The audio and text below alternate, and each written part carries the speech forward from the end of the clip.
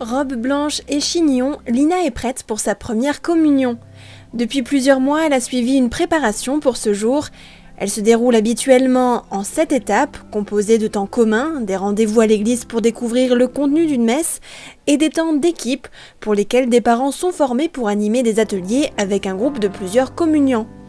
Toutes les étapes, et en particulier les temps d'équipe, n'ont pas pu se dérouler normalement en raison de la crise sanitaire.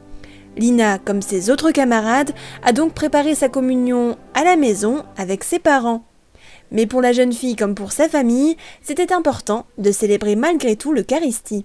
Pour moi, la communion, ça représente de parler à Jésus et de prier un peu avec lui. C'est à elle de faire ses choix, mais il faut une base où il faut aimer, où il faut partager, où il faut et en même temps profiter de la vie. Et je pense que cette communion, ça va l'ouvrir à beaucoup de choses. Je la vois très stressée, ça veut dire comme quoi ça compte pour elle, c'est déjà très important pour elle. En plus de la préparation, la célébration à l'église aussi est perturbée. Pour respecter le protocole sanitaire en vigueur, la communauté de paroisse de Sarreguemines a élaboré un calendrier sur 2 mois, du 1er mai jusqu'à fin juin. À chaque messe, entre 1 et 9 enfants seront présents.